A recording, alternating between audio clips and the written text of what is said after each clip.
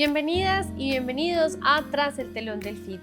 Este es un podcast del Festival Internacional de Teatro de Manizales producido por Alternativa Producciones y es un espacio para conversar sobre lo que pasa en la trasescena, de quienes habitan y hacen el teatro, de quienes están adelante y tras el telón.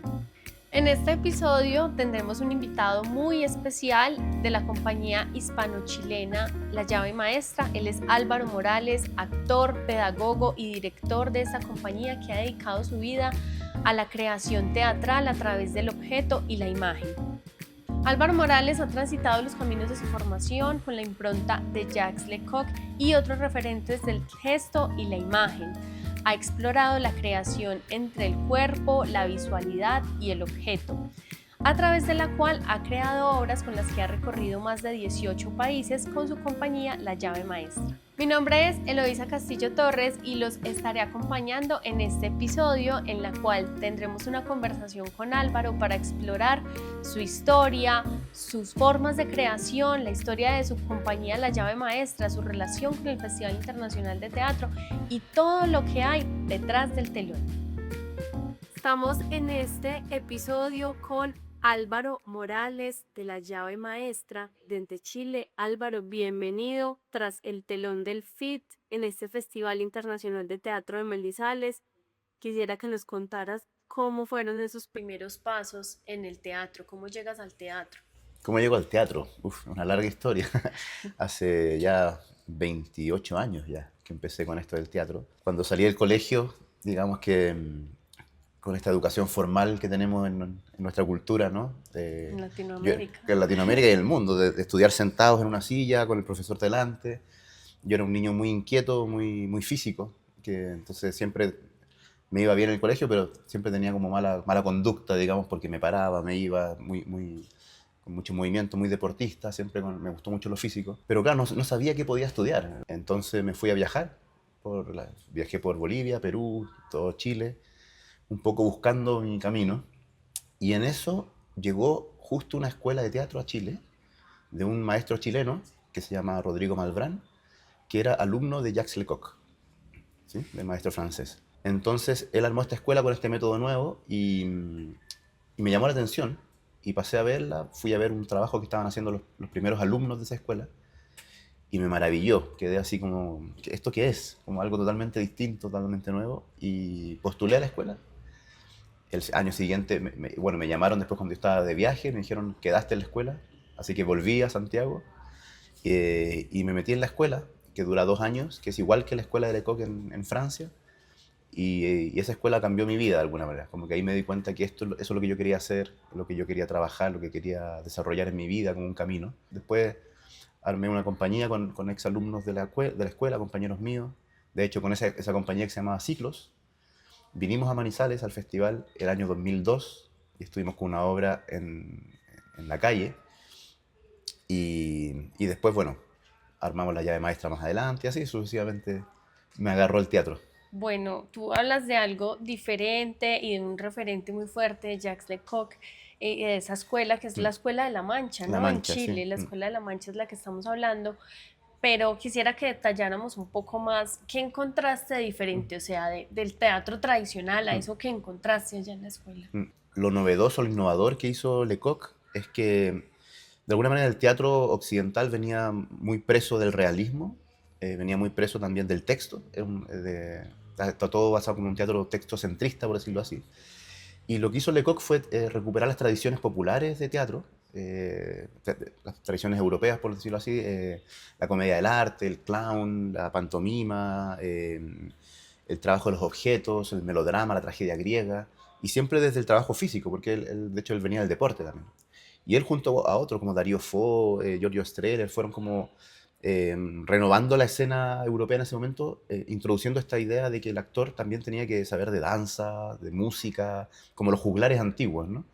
Y comunicar a través del gesto, del cuerpo, no necesariamente desde lo racional y desde lo intelectual primero, sino que primero pasa por el cuerpo y luego uno reflexiona sobre lo que ha hecho, ¿no?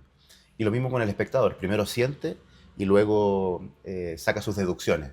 Y después, Lecoq fue un gran genio pedagógico, entonces como que él se dedicó en toda su vida, ¿no?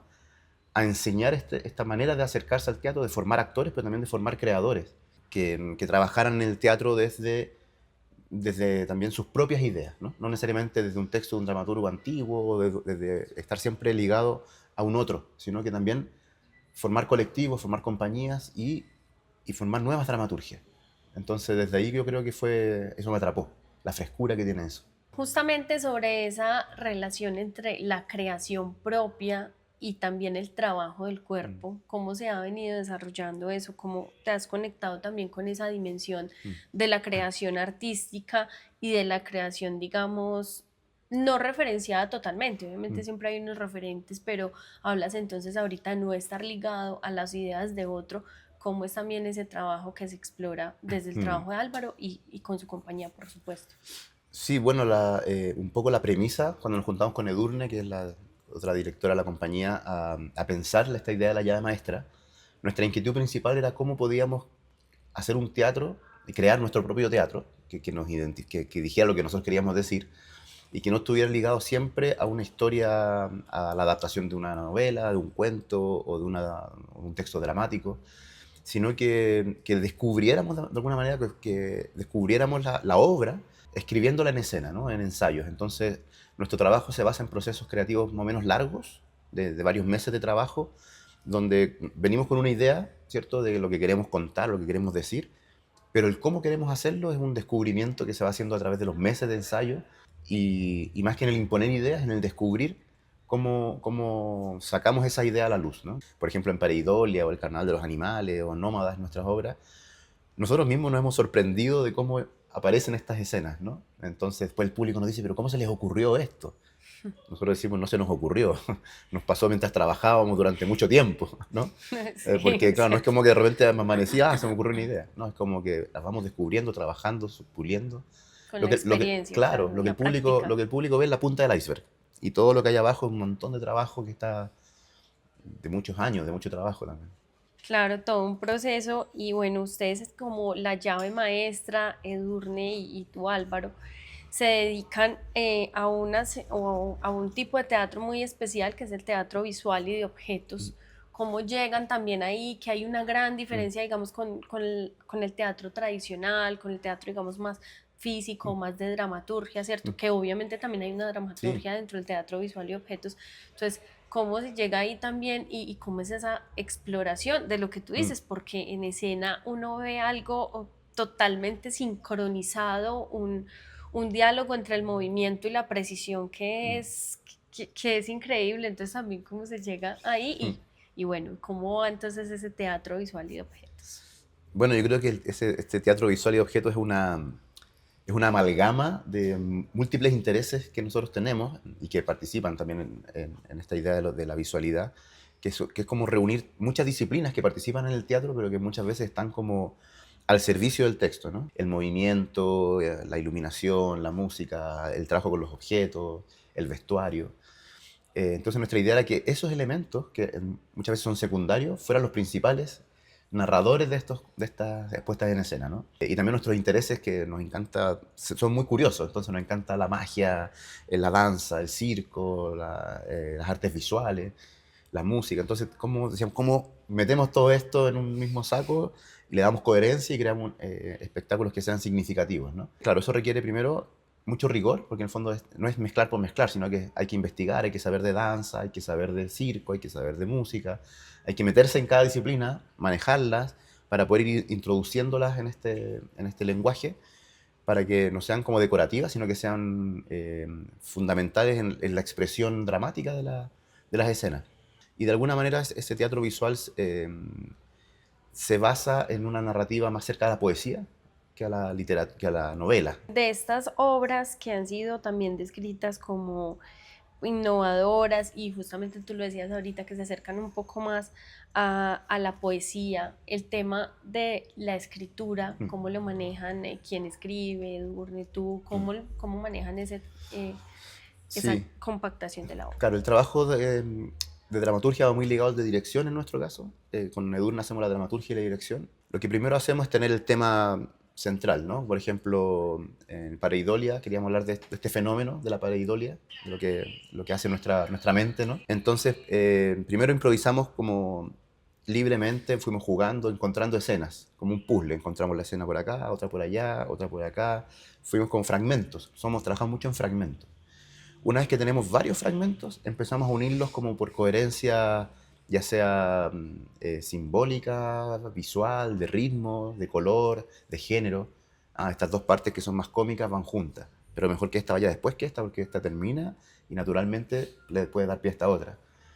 Pero ahora necesitamos que el comienzo sea más poético, más misterioso, entonces buscamos escenas que vayan por ahí. Entonces es como una composición musical, más que una composición de una historia donde el personaje se enfrenta a situaciones y obstáculos, ¿me entiendes?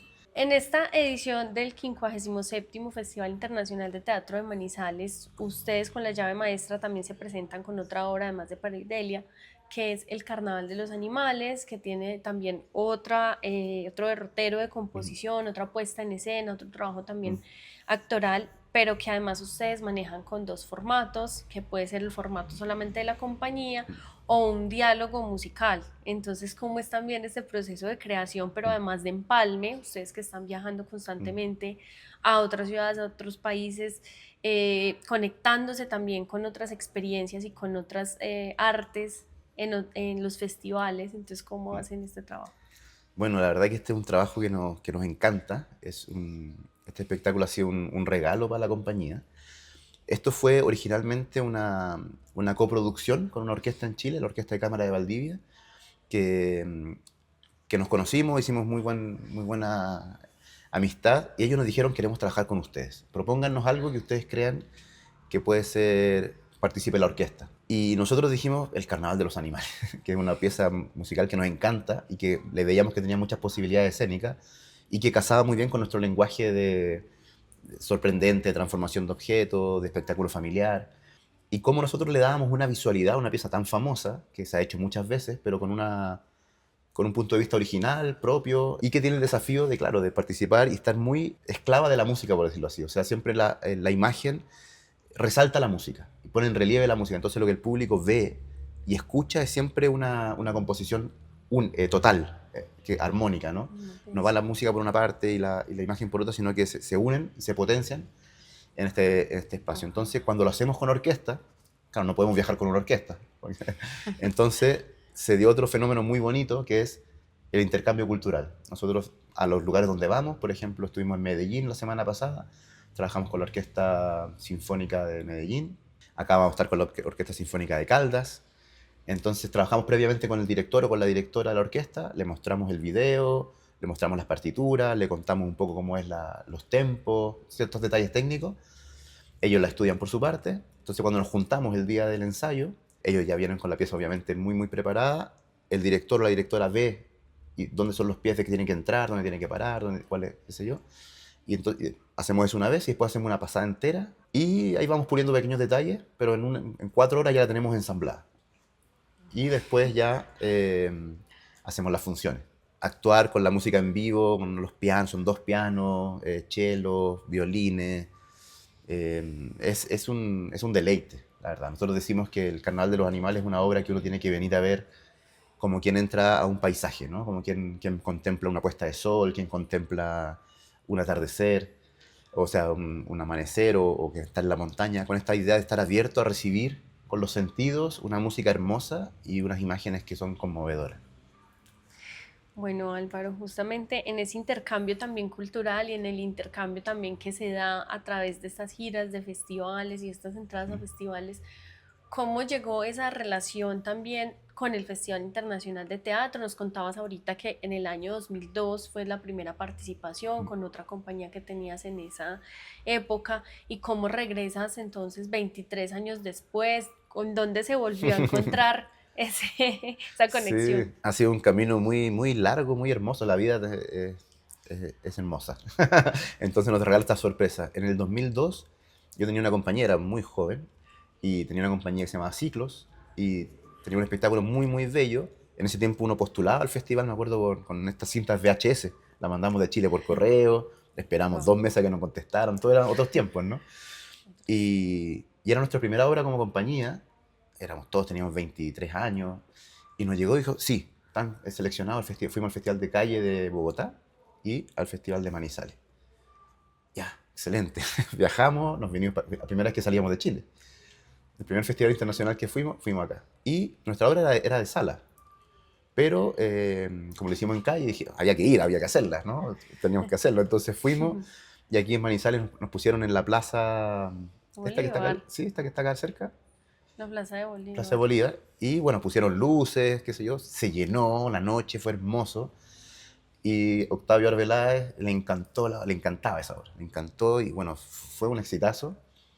Y de ahí, bueno, seguimos girando, fue como el principio de este desarrollo escénico y nos vieron de muchas partes, viajamos a otros países, por Chile, qué sé yo. Y esa compañía estuvimos 10 años, hicimos otro espectáculo y al final, bueno, cosas de la vida se deshizo.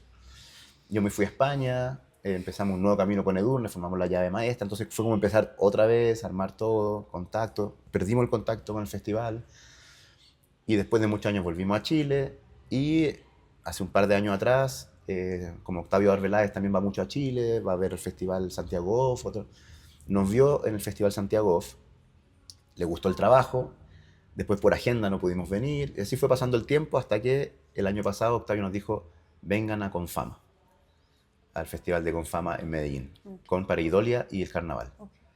Vinimos, fue una tremenda experiencia y nos dijo, lo quiero en Manizales. Sí, qué bueno, maravilloso, volvamos. O sea, imagínate lo que significa para mí ahora estar 23 años después, abriendo el festival en este hermoso teatro. Es un regalo al final de la vida. Y creo que lo que hace el festival es eso también, es marcar vidas, es marcar vínculos, es marcar encuentros. Y ustedes no saben tal vez, pero fuera, en toda Latinoamérica, Manizales es sinónimo de teatro.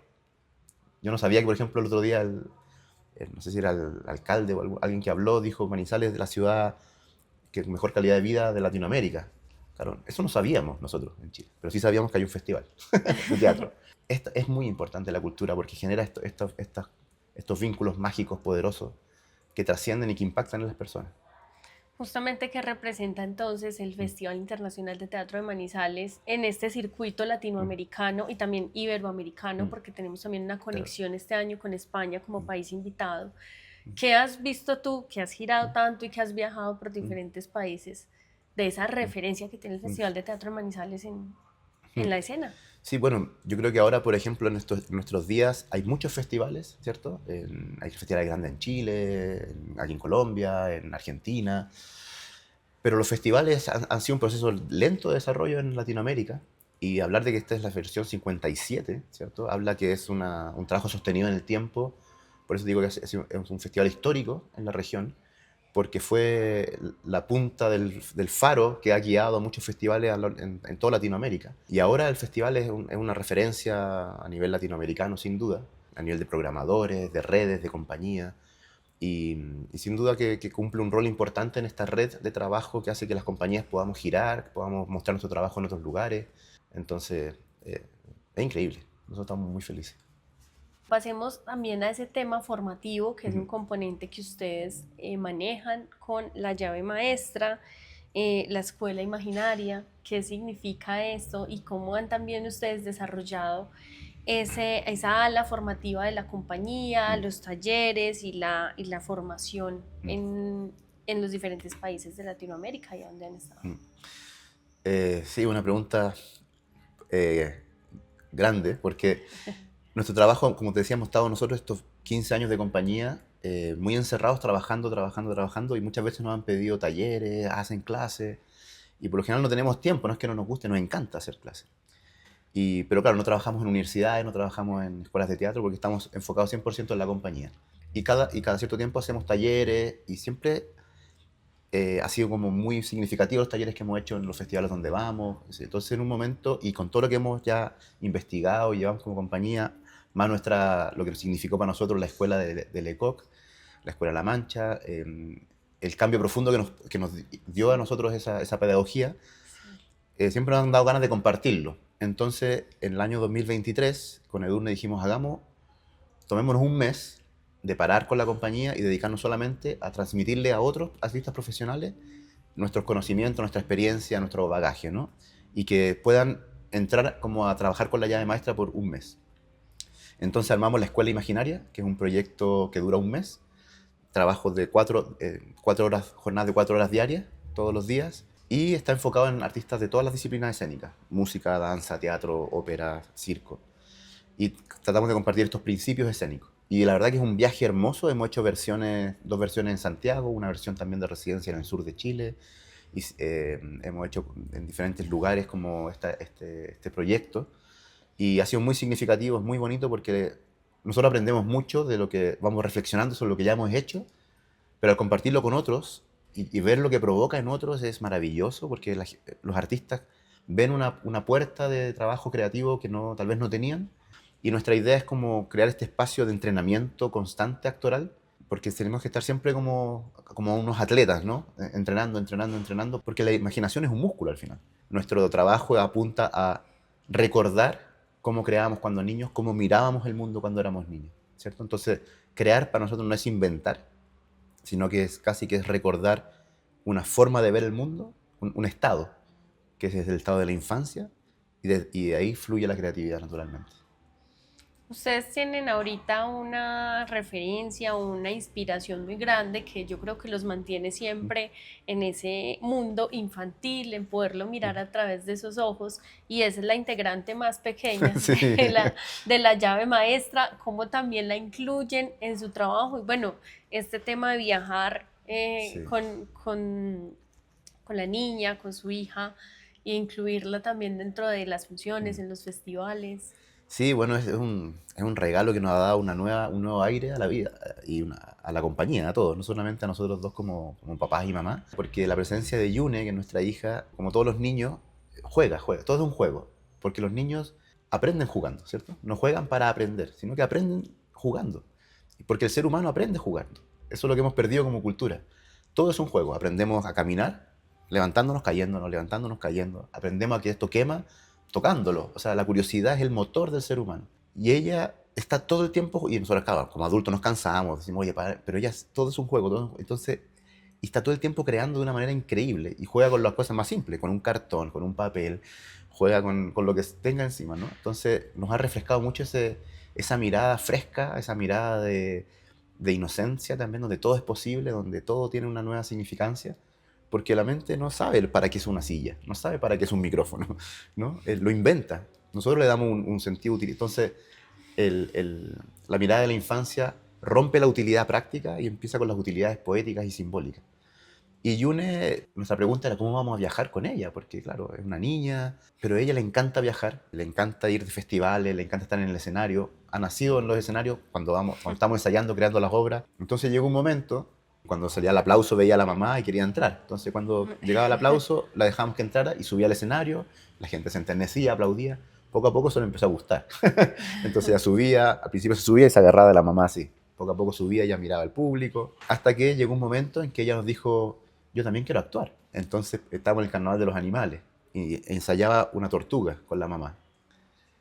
Y dijo, entonces cuando llegó la máscara de la tortuga, llegó el vestuario de la tortuga, ella dijo, ¿y mi tortuga? Y nos dijimos, ¿pero cómo? Sí, pues yo estaba ensayando la tortuga, ¿dónde está mi tortuga? Y dijimos, claro, no le hemos hecho una tortuga a ella. Y tuvimos que mandar a hacer una máscara, y le dijimos, ¿quieres actuar? Sí, vale. Y le hicimos un caparazón de tortuga, una máscara. Y el año pasado, cuando estábamos en Medellín, ella tenía 4 años, estábamos con Fama, en el Teatro Pablo Tobón, y ella nos dijo, y ahora quiero actuar. Habían 500 personas, ¿estás segura? Sí. Ensayamos, y lo hizo, pero perfecto, con el tiempo ahí, maravilloso. La gente la aplaudió, por supuesto, cuando entra ella, el aplauso sube, porque, claro, ver a una niña en el escenario es increíble, y le quedó gustando. Y nosotros siempre decimos, cuando tú quieras actúa, cuando no, no. Pero ella siempre quiere actuar, siempre está ahí. Y verla a ella en escena tan concentrada, haciendo su papel, no amilanándose ayer habían, no sé, 800, 900 personas, nos enseña mucho, la verdad, nos enseña mucho, mucho. Entonces es un trabajo concertado con ella, ¿cierto? O Sí, sea, desde la guianza, pero también desde la libertad de elegir. totalmente, no hay nosotros el principio que tenemos es que eso tiene que ser un placer, no es una obligación, no es un deber. Entonces cuando ella quiere, lo hace, cuando no quiere, no hay ningún problema.